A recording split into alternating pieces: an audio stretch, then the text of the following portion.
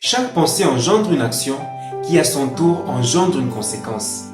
Notre Créateur a doté à chaque être humain d'une puissance créatrice extraordinaire, mais chose est de savoir qu'il a laissé à chacun le libre choix d'en faire usage pour créer un bel avenir ou le détruire complètement. Il arrive parfois à une étape de notre existence où nous nous demandons pourquoi et d'où proviennent certaines circonstances que nous vivons, comment nous débarquons dans les situations présentes où nous sommes. Nous pleurons parfois intérieurement en nous demandant cela. C'est que la plupart d'entre nous oublions, c'est que rien de ce qui se passe dans le réel ne prend forme sans qu'il n'y ait un soubassement spirituel derrière. Et certaines personnes ignorent tellement les faits qu'ils agissent souvent de manière imprudente et lorsque les conséquences arrivent, c'est toujours parfois trop tard. Salut à toi et bienvenue dans ma vidéo. Aujourd'hui, avant d'entrer dans le vif du sujet, j'ai une petite énigme pour toi. Si tu connais la réponse, tu peux toujours la partager avec nous dans les commentaires. Ou encore, si aucune idée ne te vient, je te donnerai la réponse au cours de la vidéo. Voici l'énigme. Je marche à 4 pattes le matin, à 2 pattes à midi et à 3 pattes le soir. Qui suis-je? Dis-moi ce que tu penses aujourd'hui, je te dirai qui tu seras demain. Cette citation apparemment banale est tout ce qui fait l'essence de ce que nous sommes, de ce que nous devenons. C'est tout ce qui rythme les cadences et toutes les variations de notre vie. La pensée est le pouvoir créateur qui nous a été donné pour fabriquer notre réalité. Toutes ces choses que nous voyons avec nos yeux ont été un jour dans l'imagination de certaines personnes qui ont existé sur la terre. Tous ces gratte-ciels, toutes ces belles choses ont été un jour dans la tête de quelqu'un. De même, en grande partie, les décisions que nous prenons et qui nous conduisent aux situations présentes que nous vivons sont en grande partie dues à certaines pensées que nous avons eues à une certaine période de notre vie.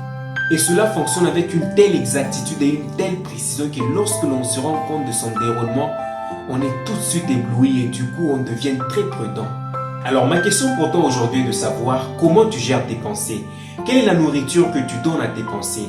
Puisque ce qui est vrai, c'est que les résultats réels que tu obtiens sont majoritairement dus à ce que tu fais entrer dans ta tête.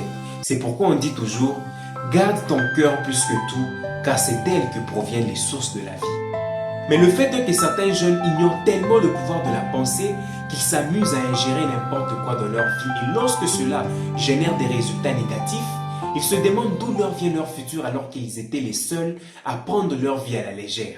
Fais un tout petit peu une rétrospection dans ta vie et rappelle-toi de l'un des moments où tu étais capable de transformer l'un de tes plus grands rêves en réalité, de l'un de ces moments où tu as pensé positivement et agi, de l'un de ces moments et comprends que ceci est une réalité et que c'est un processus tellement automatique que lorsque tu l'utilises de manière très efficiente, tu peux déplacer des montagnes.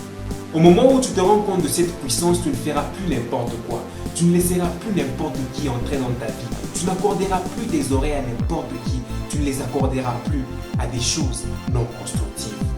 Et pour ceux qui connaissent l'histoire, lorsqu'était venu le moment où David devait combattre les géants Goliath, tout son entourage avait essayé de le persuader que dans sa jeunesse, il ne pouvait jamais battre un géant qui avait su faire peur à toute une armée.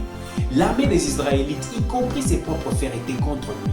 Mais parce qu'il avait une pensée, une croyance, une foi inébranlable, il n'accepta pas de lâcher prise et finit par combattre, battre et tuer celui qui était autrefois l'imbattable. Tout cela pour dire que tout se déroule ici. Un homme célèbre a un jour dit: en chacun de nous sommeille un héros.